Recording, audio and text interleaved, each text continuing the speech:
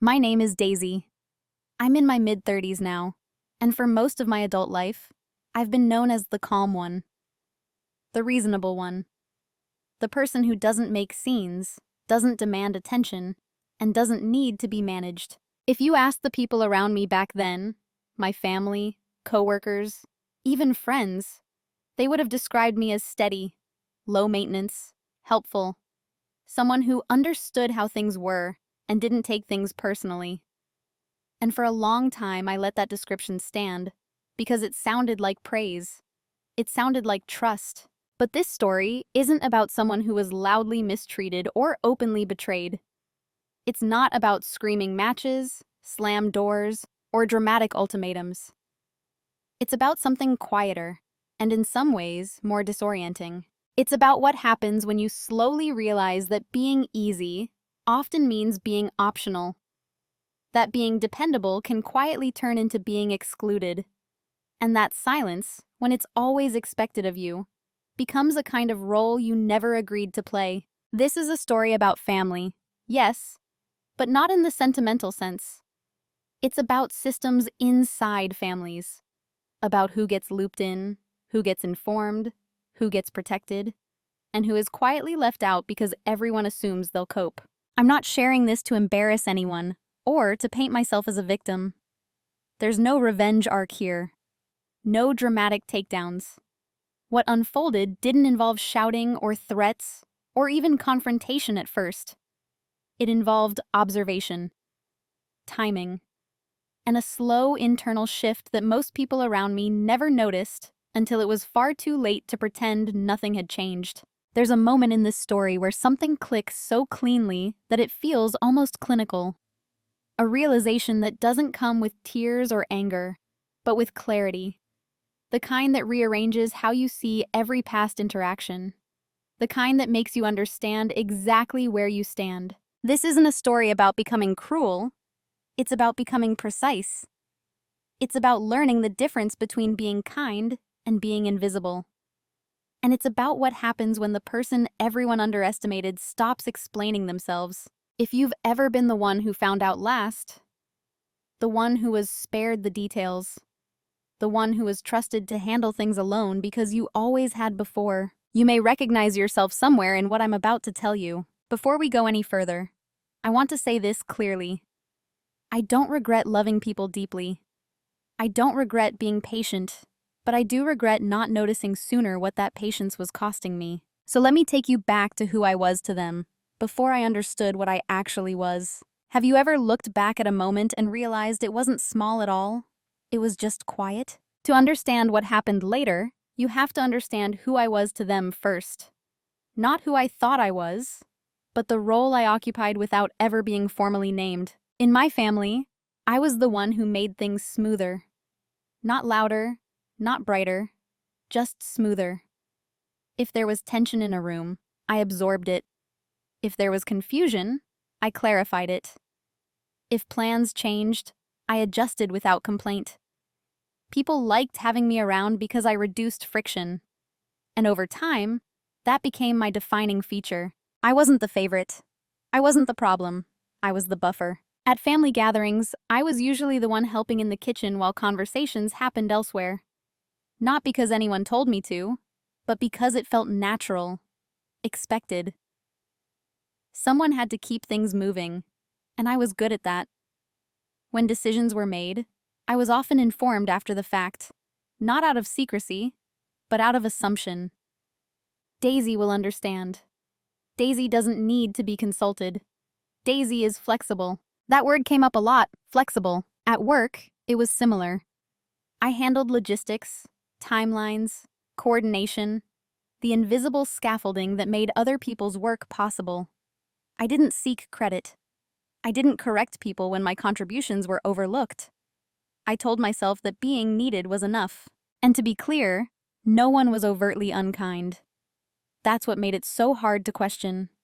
There were no raised voices, no insults, no dramatic exclusions that could be pointed to and labeled. Instead, there was a pattern of quiet positioning. I was always adjacent to importance, never centered in it. When people talked about family decision makers, My name wasn't included, but neither was I excluded on purpose. It was more like I existed outside the category entirely, too stable to worry about, too composed to check in on, too reliable to protect. I internalized that logic for years. I told myself I was mature, that I didn't need validation, that my value came from contribution, not attention. And in some ways, that was true. I wasn't pretending to be smaller than I was. I genuinely believed that strength meant not needing to be seen. But there's a difference between humility and erasure, and I didn't notice when I crossed it. What I didn't realize then was that people were learning something about me that I had never explicitly taught them. They learned that I would adapt to whatever information I was given, even if it was incomplete. They learned that I wouldn't interrupt, that I wouldn't demand inclusion, that I wouldn't ask, why wasn't I told? So eventually, they stopped telling me things at all, not because they didn't care, but because caring, to them, looked like minimizing my involvement, protecting me from stress, simplifying their own processes by removing a variable they didn't think was necessary. I became the person you loop in later, or not at all. And the most unsettling part? I helped reinforce it.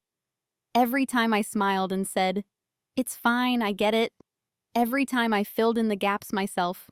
Every time I chose peace over presence. From the outside, it looked like respect. Inside, it felt like standing in a room where everyone else had been handed a map I wasn't allowed to see. Still, I didn't feel angry. Not yet. Mostly I felt neutral. Slightly off balance, but functional. Like a chair with one leg shorter than the others, you learn to sit carefully. I didn't think of myself as invisible. I thought of myself as essential but unobtrusive, a supporting structure, something solid in the background. What I couldn't see then was that structures don't get consulted. They get used. And when something truly important came up, something urgent, something serious, that assumption would finally reveal itself in a way I couldn't ignore. But at this stage, I still believed my place was earned, that my quiet role was chosen, that if something truly mattered, of course, I would be included. That belief lasted right up until the first small cut. The first small cut didn't announce itself. It didn't arrive with drama or raised voices. It slipped in quietly, disguised as logistics. It was a Thursday afternoon when my phone buzzed, not with a message meant for me, but with one that wasn't. A group chat notification flashed across my screen, then disappeared almost immediately. Just long enough for me to register the title. Family, urgent. I wasn't in that chat. At first, I assumed it was a mistake. Someone had created a new thread and forgotten to add me. It happens. Families are messy with technology. I didn't feel hurt, just mildly inconvenienced. I waited. An hour passed, then two. By early evening, I noticed the silence wasn't accidental. No follow-up. No, "Hey, did you see this?" No call to loop me in. The absence itself began to feel intentional. Not malicious, just accepted. Later that night, my sister called me. Her voice was calm, almost casual. "Oh, did Mom mention what's going on?" she asked. That was the moment the cut landed. I said no, lightly, like it didn't matter. She paused, just long enough to check something internally. Then she said, "Oh, well, it's mostly handled. We didn't want to overwhelm you." There it was. The explanation that made everything sound reasonable, protective, kind. I didn't argue. I didn't ask follow-up questions. I told her it was fine. And I meant it. Or at least I thought I did. After we hung up, I stood in my kitchen for a long time, doing nothing. Just replaying her tone in my head. Mostly handled. Didn't want to overwhelm you. I realized then that an entire conversation had already happened without me. Decisions had been discussed, roles assigned, contingencies planned. And I had been categorized, not as essential, not as unreliable, but as optional. What struck me wasn't that they had acted without me. It was how natural it felt to them. No one had said, "We should call Daisy." No one had asked, "Should she be part of this?" The meeting existed fully formed without my presence. I later learned what it had been about. a health scare. Serious enough to require coordination. Financial considerations. Legal questions. The kind of thing families rally around. I learned about it in fragments. After decisions had already solidified. After the options had narrowed. And the strangest part? I was good at filling in gaps. I listened carefully. I reassured them. I offered help where it was still useful. I didn't point out that I would have been capable earlier, that I could have contributed more if I'd been included from the start. Instead, I adjusted like I always had. But something in me took note. Not emotionally, logistically. I began to observe how information flowed. Who got told first? Who got updates in real time? Who received summaries after conclusions were drawn? I noticed patterns I hadn't allowed myself to name before. This wasn't a one-off, it was a system, and I occupied a very specific place in it. That night, I wrote a single line in my notebook. No emotion attached, just documentation. Important information now arrives after decisions are made. I hadn't yet interpreted it as disrespect. I framed it as data, because data is easier to handle than disappointment. Still, something had shifted. I found myself replaying past moments through this new lens. Times when plans were announced instead of discussed. Times when urgency seemed to pass me by until it was already resolved. I realized I had confused being calm with being included. What I didn't know yet, what I couldn't know yet, was that this small cut was only possible because something much larger had already been decided. They had decided I was strong enough not to need full access. They had decided my role was support, not strategy. They had decided for me without ever asking. And I had let them, at least until that quiet Thursday made me understand that this wasn't about stress or protection. It was about hierarchy. I didn't confront anyone. I didn't withdraw.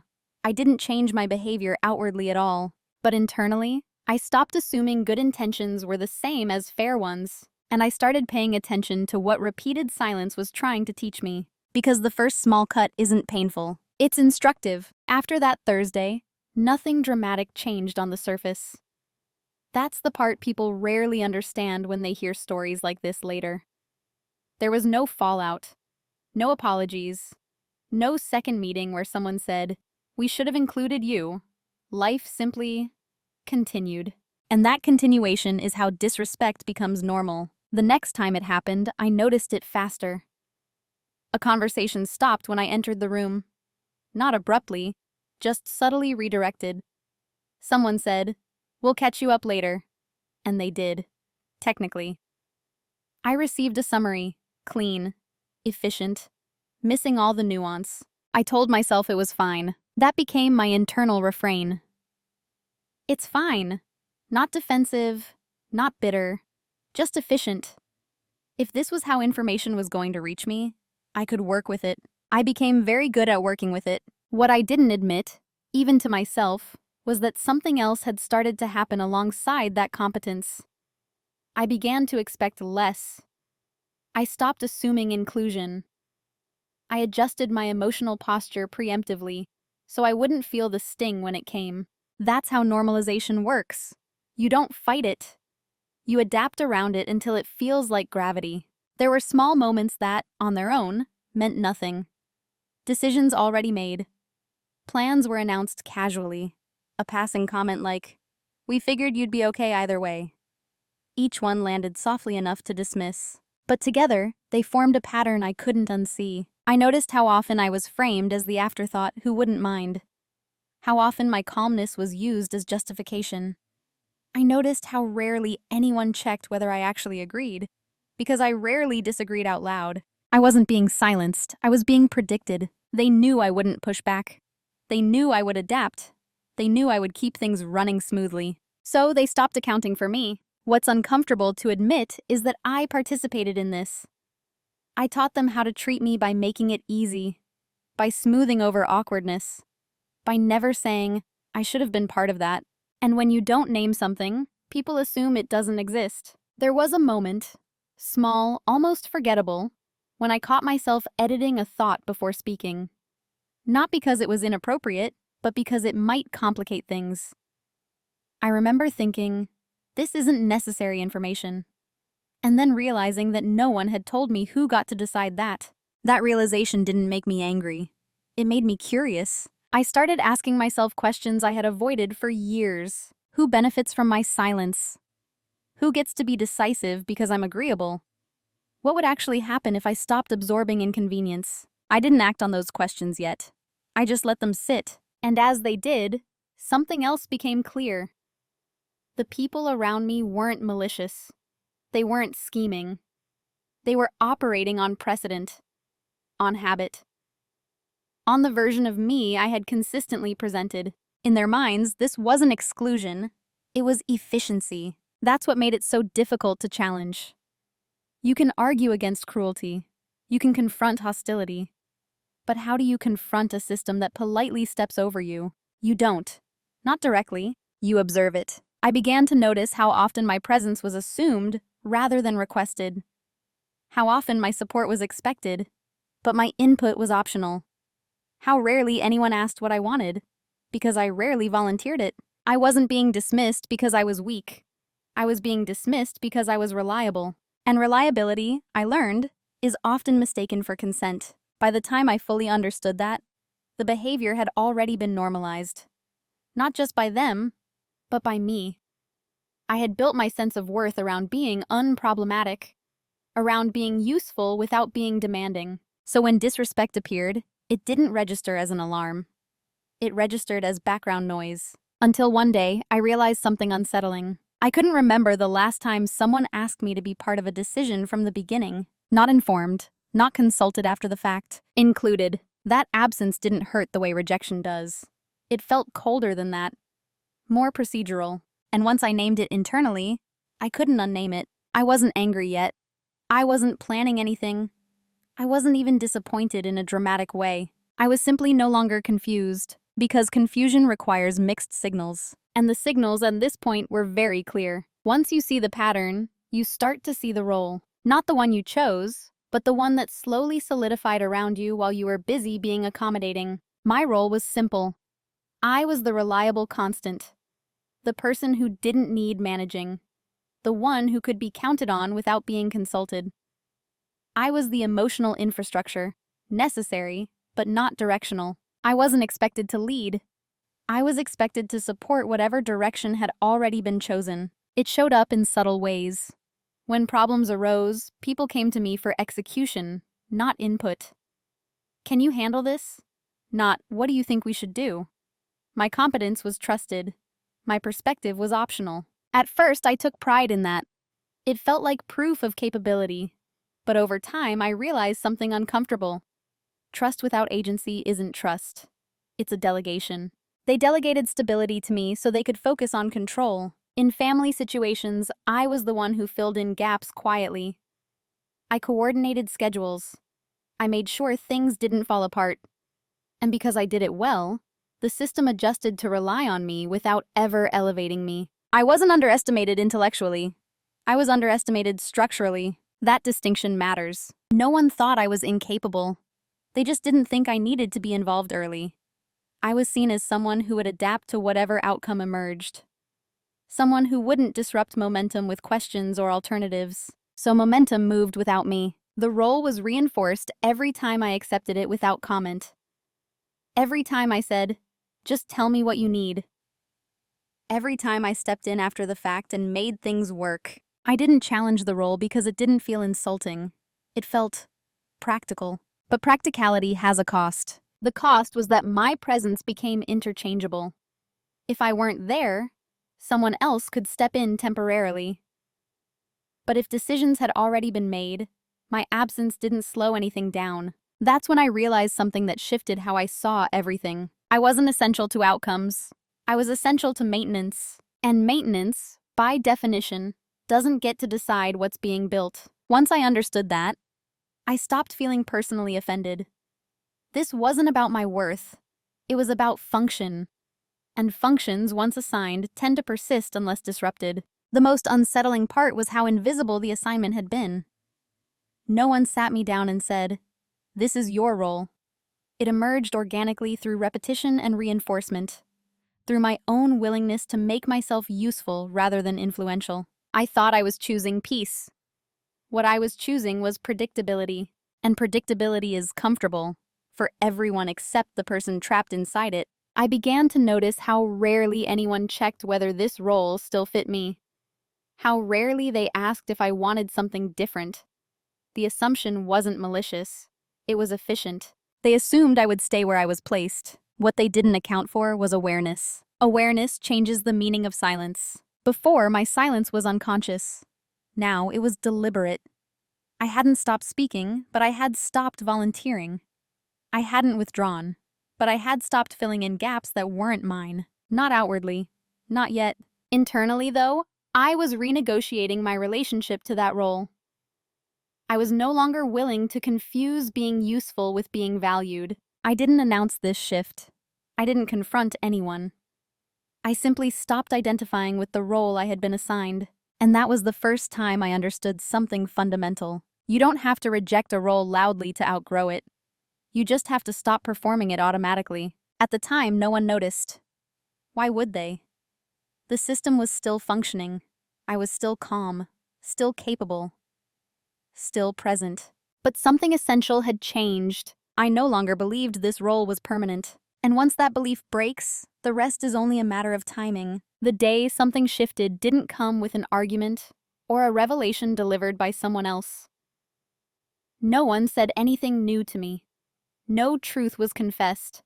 There was no moment where voices dropped and the room went still. It was quieter than that.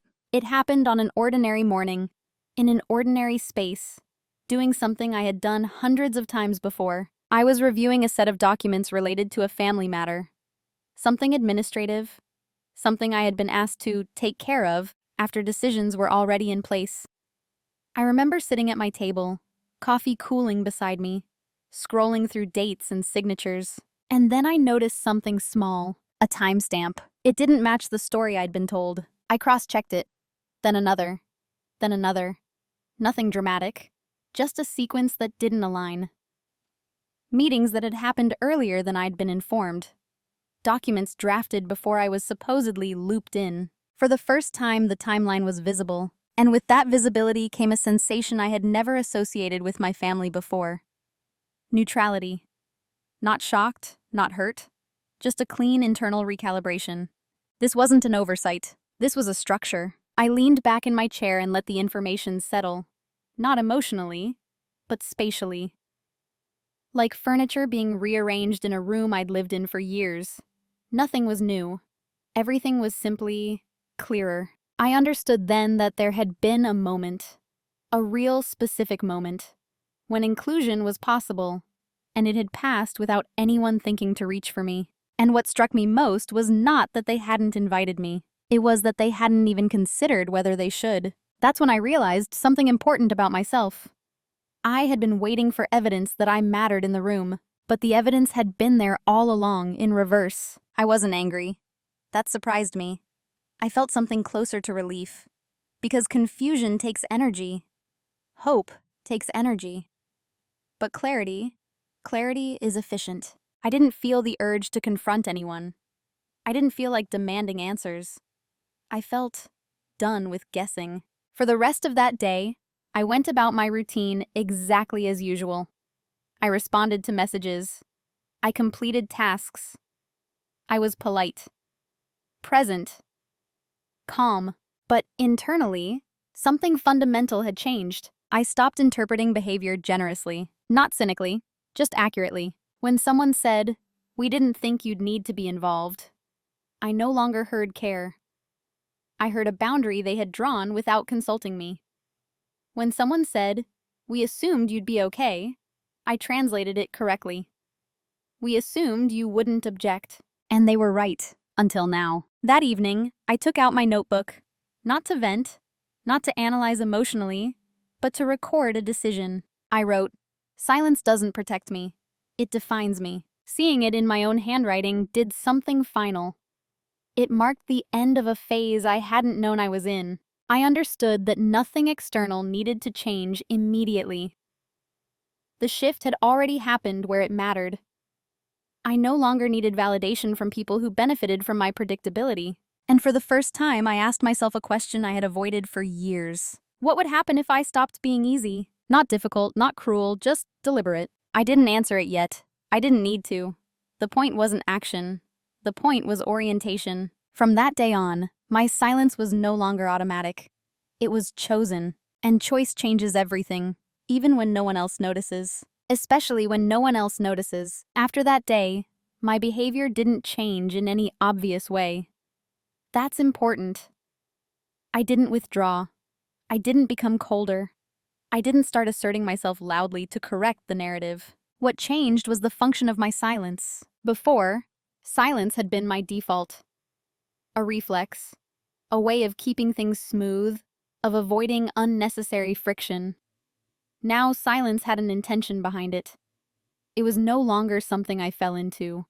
It was something I used. And that difference, though invisible, was profound. When information came to me late, I no longer filled in the missing context for others.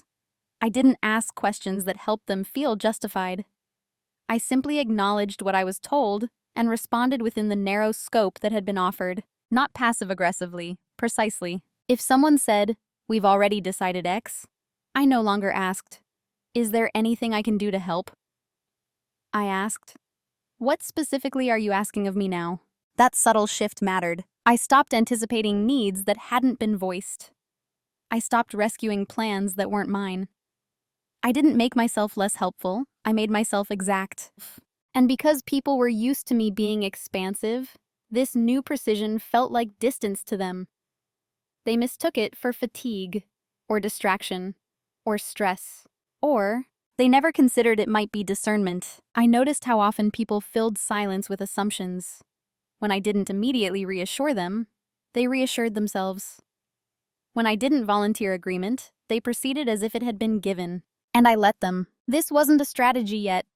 It was calibration. I was learning how much of the system depended on my quiet labor, and how much of that labor was optional. The answer surprised me. More than half of what I did had never been requested. It had simply been expected. Once I stopped offering it automatically, small cracks began to show. Not dramatically, not urgently, but enough for me to see where pressure points existed. I didn't exploit those points, I noted them. I began documenting timelines more carefully. Who said what? When? Not out of suspicion, but out of clarity. I wanted to understand the machinery, not sabotage it, because understanding is leverage. And for the first time, I had the emotional distance to understand without reacting. People continued to underestimate me, but in a new way. They mistook my quietness for compliance. They assumed my calm meant consent. They thought my lack of objection meant alignment. That assumption gave me something I'd never had before. Time. Time to observe. Time to prepare. Time to decide who I wanted to be once this phase ended. I didn't announce boundaries. I embodied them. I didn't argue about inclusion. I noted exclusion. And slowly something subtle shifted in the dynamic. Not in their behavior, but in mine. I no longer needed them to see me differently in order to act differently. That was the real turning point. Because once you stop performing a role internally, the external performance becomes optional. You can maintain civility without sacrificing agency. I was still polite, still kind, still present, but I was no longer available in the same way, and that confused people. They sensed something had changed, but they couldn't locate it. There was no confrontation to point to, no behavior to criticize, just a quiet absence of the emotional cushioning they'd grown accustomed to. They called it distance. I called it accuracy. Silence, when chosen, is not emptiness. It's containment. And what I was containing now wasn't resentment. It was information. Because the more I listened, the more I realized something else had been happening all along. I hadn't just been excluded from conversations. I had been excluded from risk. And risk is where power lives. Once I saw that clearly, I understood that staying silent a little longer wouldn't weaken me. It would position me. What they never noticed was not my silence. It was what I did with it. Because while they assumed nothing had changed, while they continued to see me as steady, predictable, and safely peripheral, I was paying attention in a way I never had before. Not emotionally. Structurally. I began to map things. Not on paper at first, but mentally. Who spoke first in conversations? Whose concerns redirected plans? Whose absence stalled progress? And whose didn't?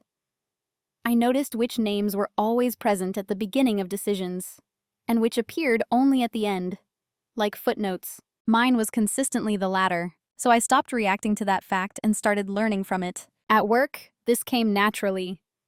I was already trained to see systems, dependencies, and bottlenecks. I knew how small oversights created large failures later. What I hadn't done before was apply that same analytical lens to my personal life. Once I did, patterns emerged quickly. Information flowed in tiers. There were inner loops and outer loops. There were conversations that shaped outcomes and conversations that explained them. I was almost always in the second category, and because I wasn't emotionally invested in changing that yet, I could observe it cleanly. I noticed how often people spoke about responsibility, how they framed decisions as inevitable once they were already made, how urgency was used to justify exclusion, how protecting someone from stress was often just a convenient reason to limit input. I also noticed something else, something more subtle. People underestimated my access. They assumed that because I wasn't invited early, I didn't see early. That's because I wasn't vocal. I wasn't aware. They forgot that proximity doesn't require permission. Those patterns leave traces. That documentation exists even when conversations don't. I had always kept records, calendars, emails, notes, not because I was suspicious, but because I was organized. Because I liked accuracy. Because I didn't trust memory alone. Now those habits have become something else. Not weapons. Reference points. I began cross-referencing timelines, comparing what I was told with when things actually occurred. I didn't do it obsessively.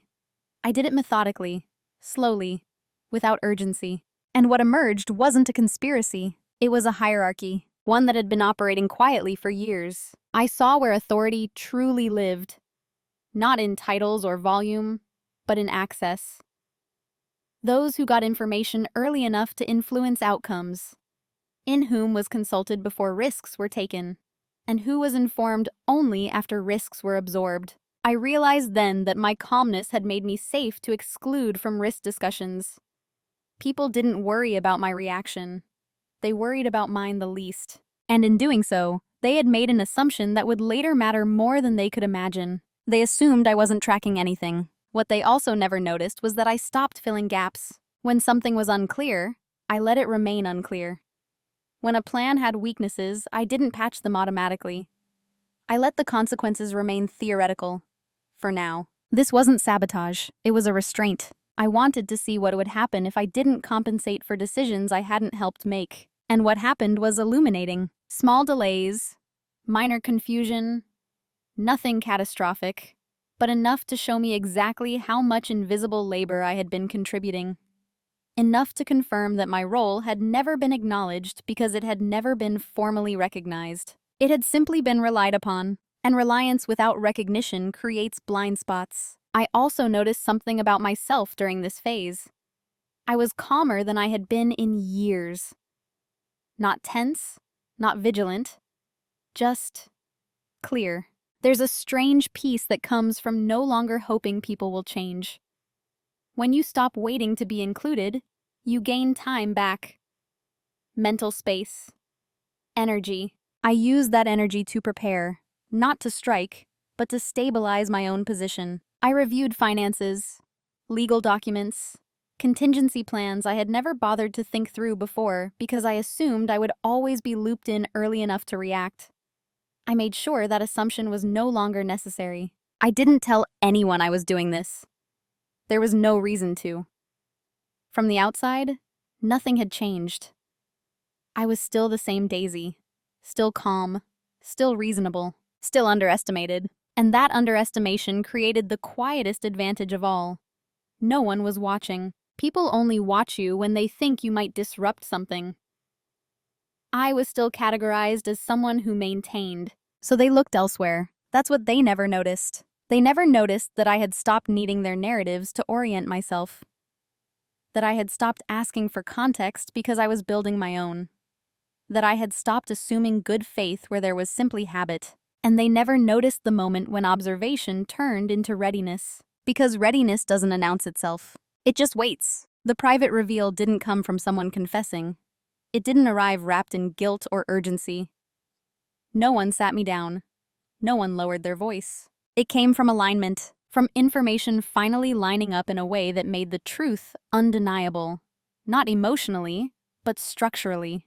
I was organizing documents one evening, nothing dramatic, just putting things where they belonged. I had learned by then that clarity often hides in boring places. Dates, versions, attachments. The kind of details people assume no one will ever cross-check. That's when I saw it clearly enough to stop pretending I hadn't. There was a meeting, an emergency one, serious enough to involve legal implications, financial decisions, health considerations, the kind of moment families remember as when everything was decided. And I wasn't part of it. Not just late, not summarized after, absent. I remember sitting very still when the realization landed, because this time there was no generous interpretation left. No, maybe it was rushed. No, they didn't want to worry you. The evidence was clear. I wasn't invited to my own family's emergency meeting. Seeing that sentence fully formed in my mind felt strangely unemotional. Almost technical. Like finally naming a diagnosis after years of symptoms. I traced the timeline again. The invitations, the follow-ups, the decisions made in that room.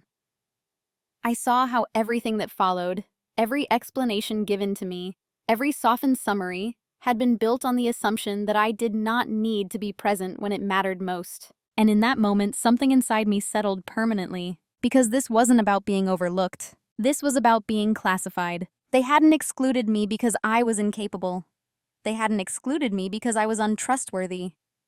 They had excluded me because they didn't see me as someone who needed to know in real time. I was the person you informed later. The person you protect from complexity. The person whose strength is used as justification for exclusion. And then it hit me. Not as a thought, but as a conclusion. They didn't just underestimate me. They had compartmentalized me. I wasn't central.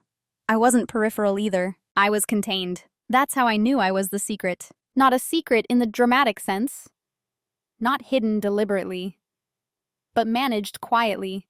Shielded. Controlled through omission. Kept out of the room where risk and truth coexist. And once you understand that you've been managed, you stop asking to be included. You start asking a different question entirely. What does this give me? The answer wasn't emotional leverage. It wasn't moral high ground. It was clarity. I finally understood why my calmness had always been praised. Why was my adaptability so convenient? Why did no one ever worry about how I would react? They had decided long ago that I would absorb outcomes, not shape them. And now that I could see that decision clearly, I could respond to it cleanly. I didn't confront anyone. I didn't ask why I hadn't been invited. There was no benefit in forcing an explanation that would only be designed to soothe. Instead, I did something far more consequential. I stopped centering myself in their narrative. I reviewed what I had access to and what I didn't. I identified where my responsibilities ended and where assumptions had been doing the work. I looked at the structures I had been supporting without ever being allowed to influence. And then I adjusted my position accordingly, not emotionally, logistically. I made sure my own affairs were insulated, that my obligations were clearly defined and limited to what had been explicitly agreed upon, that nothing relied on my unspoken flexibility anymore. This wasn't retaliation, it was a correction. Because once you see the room you weren't invited into, you understand exactly where you stand. And once you understand where you stand, you no longer need permission to move. What surprised me most was how calm I felt afterward. No rage. No grief spiral, just a quiet certainty that something irreversible had occurred, not in them, but in me. I had crossed from awareness into decision, and decisions, once made at that level, don't announce themselves. They simply begin. Once the truth is fully seen, there's a brief window where nothing has happened yet, but everything has changed. That's where I was. I didn't rush. I didn't react. I sat with the clarity long enough to understand its weight. Because this wasn't a decision about anger or forgiveness. It was about direction. I had options. I could confront them. Ask why I wasn't invited. Demand explanations. Force the moment into the open and make everyone uncomfortable enough to acknowledge what had happened. That path would have given me something immediate, validation, perhaps, an apology, maybe, but it would also lock me into their frame, their story, their timing. I could also do nothing. Continue as before, just with better awareness. Accept the role fully, without illusion, and keep things functional. That option was tempting in its familiarity. It required the least disruption, and it would preserve harmony on the surface. But there was a third option, one that didn't involve confrontation or compliance. I could change my position without announcing it. That option was quieter, slower, and irreversible. I thought carefully about what each path would cost me. Confrontation would cost me emotional energy and likely produce explanations designed to minimize discomfort rather than reveal truth. Staying would cost me something subtler but more dangerous: self-respect. Changing my position would cost me nothing up front, but it would alter the future permanently. I realized then that this wasn't about teaching anyone a lesson. It wasn't about making them see me differently. People rarely revise their internal hierarchies because someone asks them to. They revise them when the structure no longer functions the way it used to. So I chose the option that didn't require their understanding. I chose to step out of the role I had been quietly assigned. Not by leaving, not by withdrawing love, but by removing my unspoken guarantees. I would no longer be the default stabilizer, the silent absorber, the person who made outcomes easier for everyone else at my own expense. From that moment on, I would only do what had been explicitly asked of me, and only within the scope I agreed to. No more filling gaps, no more smoothing consequences, no more compensating for decisions I hadn't been allowed to influence. This decision wasn't fueled by bitterness. It was fueled by alignment. I wanted my external behavior to match my internal clarity, and that meant accepting something difficult. If people valued me only in my old role, then changing my role would naturally feel like a loss to them. That was not my responsibility. I didn't need them to understand why I was changing. I needed to understand it myself, and I did. The decision point wasn't dramatic. There was no moment where I said, "This is it."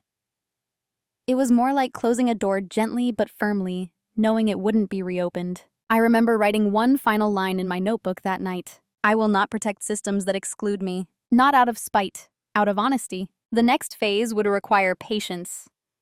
Because systems don't collapse immediately when one support is removed.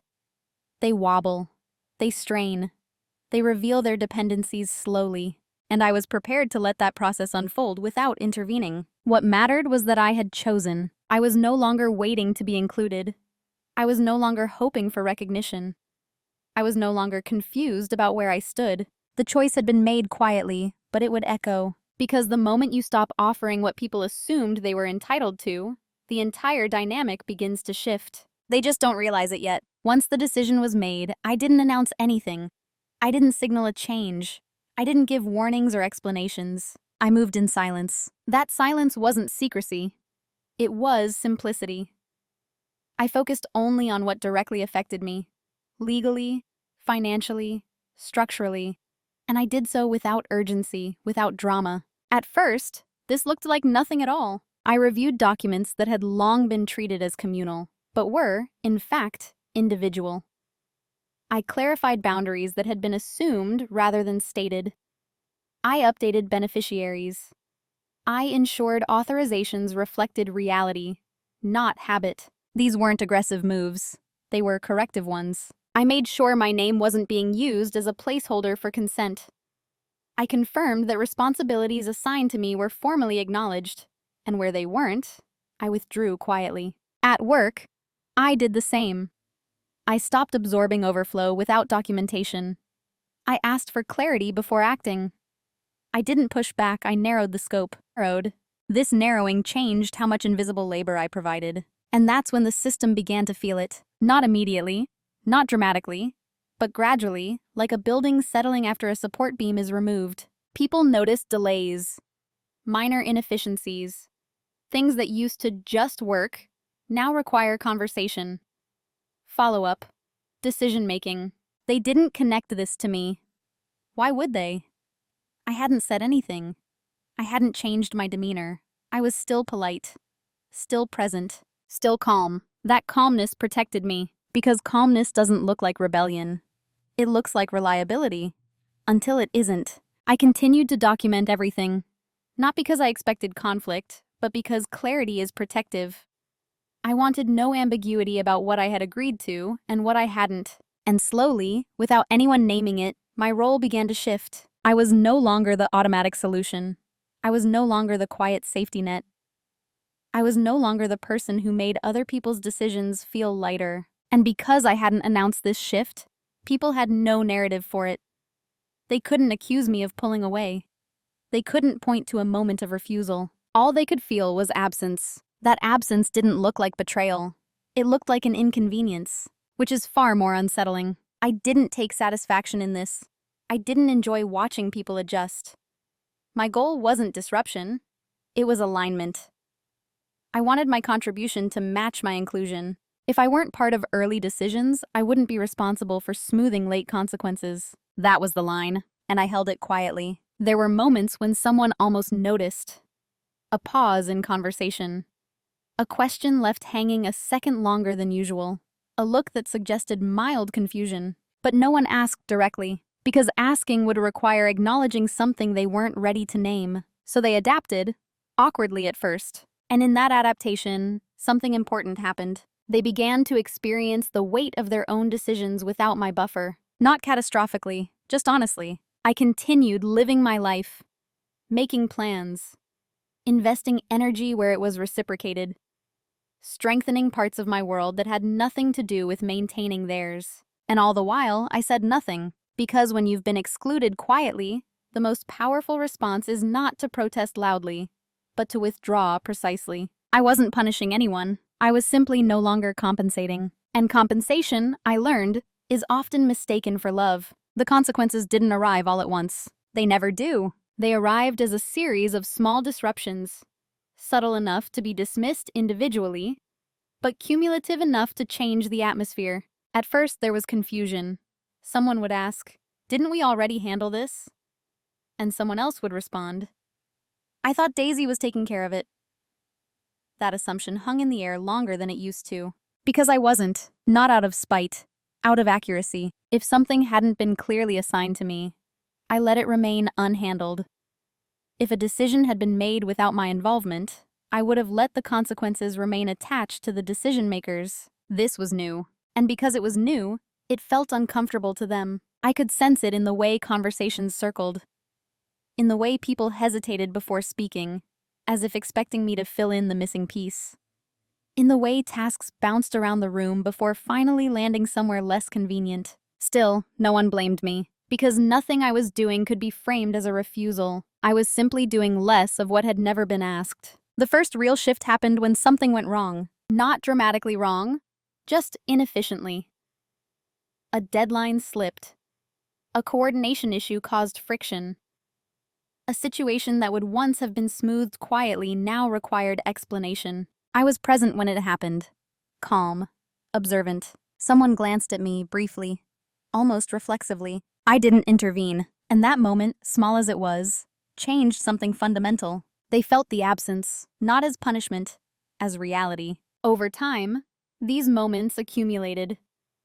The system began to show strain, not because it was broken, but because it was no longer being silently reinforced. And that strain created emotion, frustration, confusion, mild panic. I noticed how often people began to say, "We should have thought this through more," or, "This is more complicated than we expected," or, "Why didn't anyone flag this earlier?" The answer was simple. I had stopped flagging, because flagging requires being in the room early enough to matter. What was fascinating was how quickly people began to reinterpret the past. They started to remember my involvement as more central than it had ever been. They spoke about my usual role, as if it had been formally agreed upon. It hadn't. But absence has a way of rewriting memory. Still, no one confronted me, not directly. Instead, they experienced something unfamiliar. Responsibility without insulation. And it made them restless. I didn't enjoy this phase. That's important to say. Watching people struggle, even mildly, didn't bring me satisfaction. It brought me confirmation. Confirmation that my presence had always mattered more than my inclusion suggested. Confirmation that my silence had been doing work no one had acknowledged. And confirmation that stepping back was not abandonment. It was honesty. There were moments when someone almost asked me to step back in. Not explicitly, just hints. You always have a good handle on these things. You're so good at keeping everything organized. We could really use your help right now. I listened, and then I asked one question. What specifically do you need me to do? That question changed the tone every time. Because specificity forces accountability. Sometimes they had an answer. Sometimes they didn't. When they did, I helped. Within that scope. When they didn't, the moment passed. What they were really asking for wasn't help. It was relief. And relief, I had learned, comes at a cost. The more consequences accumulated, the more the emotional temperature rose. Not toward me, but toward the situation itself. People became sharper with each other, less patient, more reactive. I remained unchanged, and that contrast made me stand out in a new way, not as the stabilizer, but as the one who had quietly removed herself from the equation. That's when the questions started. Not out loud, but in looks, in pauses, in the way conversations adjusted when I entered the room. They didn't know what I had done. They only knew that something they relied on was no longer automatically there. And once that realization settles in, it doesn't go away. By the time they realized something was wrong, they still didn't understand what it was. That's the thing about quiet shifts. They don't announce themselves. They only become visible once the window to prevent them has closed. At first, the tone changed. Conversations became more careful around me. People checked in more often, though never about the right thing. I was asked how I was doing, whether I was tired, whether I had a lot going on. As if exhaustion might explain the absence they were beginning to feel. I answered honestly. I was fine, which confused them, because they were looking for a temporary explanation. Something reversible. Something that could be fixed by reassurance or appreciation. What they didn't realize was that nothing was broken. It was simply no longer supported. Eventually, the stress rose high enough that someone tried to recreate the old dynamic. They looped me into a conversation earlier than usual. Not the beginning, but earlier. They asked for my thoughts, but only after most of the framework was already in place. I recognized the gesture for what it was, a repair attempt. I didn't reject it. I didn't reward it either. I offered feedback within the narrow scope I'd been given. Clear, neutral, non-committal. I didn't expand it. That's when the unease became visible, because partial inclusion doesn't restore trust. It highlights how much had been missing. They began to sense that something had shifted beneath the surface, and that it wasn't going to shift back just because they wanted it to. There were moments of panic then. Not loud, not chaotic, but present. You could hear it in the speed of speech, in the way people jumped between topics. In the meantime, decisions were suddenly revisited too late. I watched all of it with a strange calm, not because I felt superior, but because I had already processed the loss they were only beginning to feel. They were grieving the disappearance of a role. I had already let it go. Someone finally said it out loud, though not directly to me. Things are harder than they used to be. That sentence hung in the air like an accusation without a target. Harder for whom? Harder compared to when? Harder because of what? No one answered, because answering would require acknowledging that ease had been outsourced. To me. Another attempt followed, more explicit this time.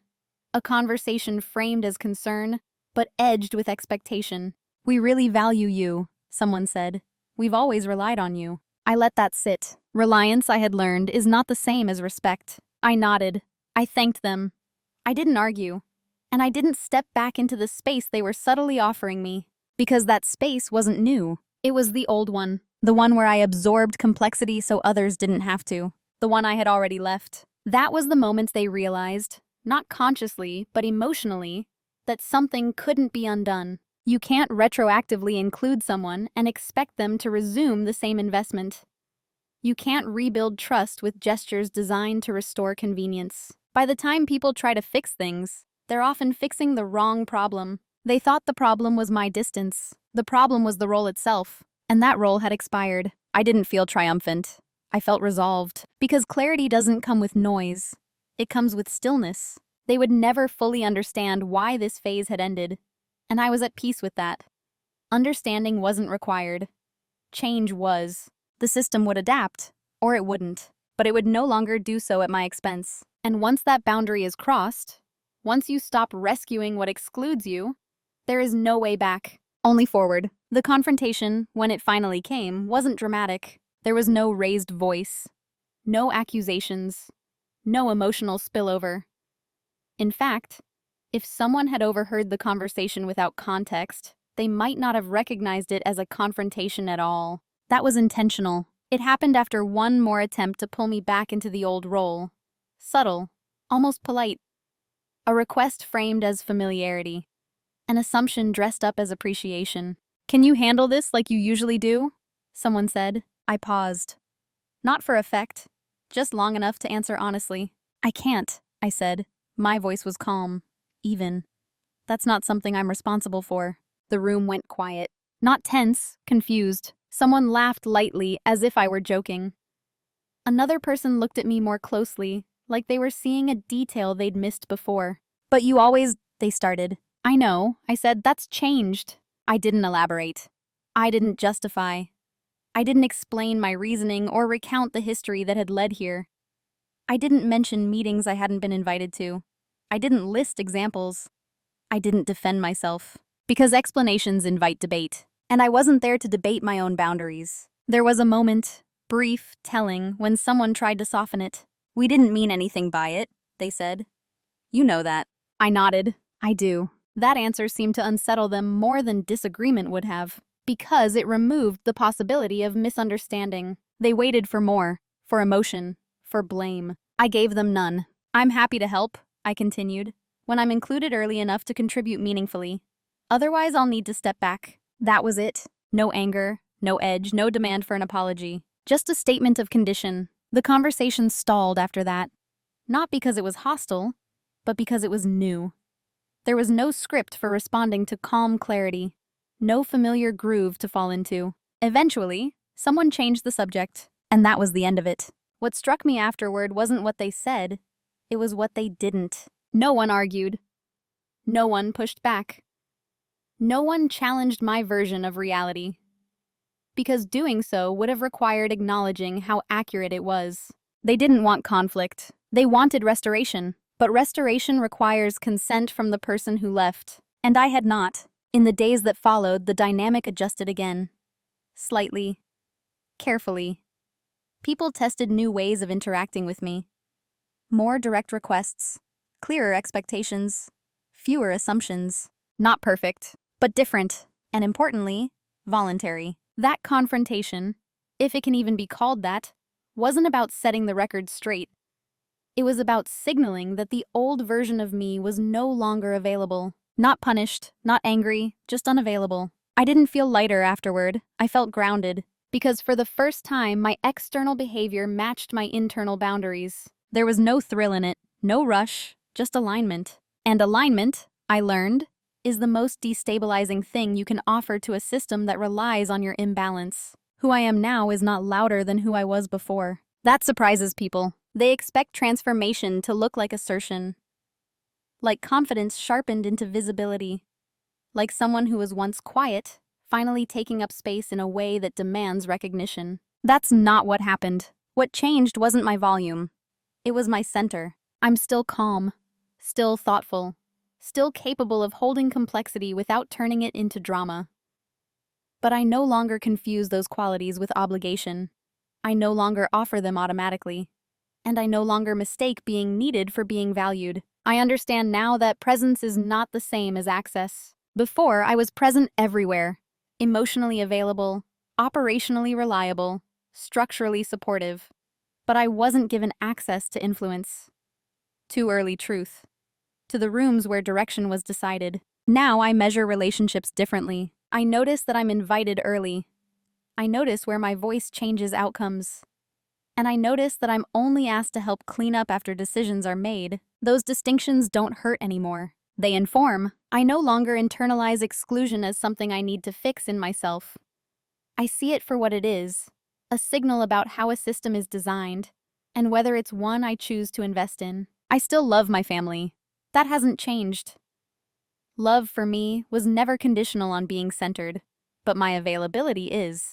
That's the difference. I don't step in unless my presence is requested with clarity. I don't offer solutions unless I've been part of the problem definition. And I don't accept responsibility for outcomes I had no role in shaping. This hasn't made me colder. It's made me accurate. There's a steadiness that comes with no longer needing to prove your worth through endurance. No longer being the person who absorbs discomfort so others can remain comfortable. I've learned that quiet dominance isn't about control. It's about self-respect without spectacle. People interact with me differently now. Some are more careful. Some are more intentional. Some drifted when they realized the old version of me wasn't coming back. I let them, because I'm no longer afraid of what happens when I stop holding everything together. What holds is what's meant to, and what doesn't. That tells you everything you need to know. I don't explain myself often. I don't correct people's narratives unless they directly involve me. I don't need to be understood by everyone to be at peace with my choices. Understanding is optional. Alignment is not. I know now that being underestimated is not an insult. It's a position. And positions can be changed quietly, without permission, simply by stepping out of what no longer fits. I didn't become someone new. I became someone precise. And precision, once you live in it, is very hard to give up. There's a temptation, when a story reaches its end, to look for a clear victory. A moment where everyone finally understands, where the balance is restored, and the lesson is learned out loud. This story doesn't end that way. Not because justice didn't happen, but because justice doesn't always need an audience. What happened here wasn't about proving my worth. It wasn't about forcing recognition from people who had grown comfortable benefiting from my silence. It was about reclaiming authorship over my own position. The moral of this story is quiet, and that's intentional. If someone only values you for how much you can absorb, they will always underestimate what happens when you stop. If inclusion only comes after inconvenience, it isn't inclusion. It's maintenance. And if your absence creates panic, it means your presence was doing more work than anyone acknowledged. I didn't leave my family. I didn't cut anyone off. I didn't expose anything or humiliate anyone. I simply stopped protecting a system that didn't protect me. And that was enough. What I learned is this: you don't need to confront every exclusion to be whole. You don't need to explain every boundary to make it valid. And you don't need to become loud to become powerful. Sometimes the most honest response is to become exact, to give only what is asked for, to show up only where you are invited fully, to let silence speak, not as submission, but as choice. There are people who will never understand why the dynamic changed. They'll remember things being easier before. They'll feel the difference without being able to name it, and that's okay. Understanding is not a prerequisite for self-respect. The most important shift didn't happen in them. It happened to me. I no longer wait to be included in rooms where decisions are made. I build rooms where my presence is assumed, or I don't enter at all. I no longer confuse loyalty with self-erasure, and I no longer measure love by how much of myself I'm willing to give away for free. If there's one thing I hope you take from this, it's this: being calm does not mean being invisible. Being strong does not mean being expendable. And being quiet does not mean you are powerless. Sometimes, quiet is the moment before alignment, and alignment is where everything changes. So I'll leave you with one question. Not rhetorical, not dramatic, just honest. Have you ever realized, a little too late, that you were expected to carry more than you were ever invited to decide? If this story resonated with you, I'd like to hear your thoughts in the comments.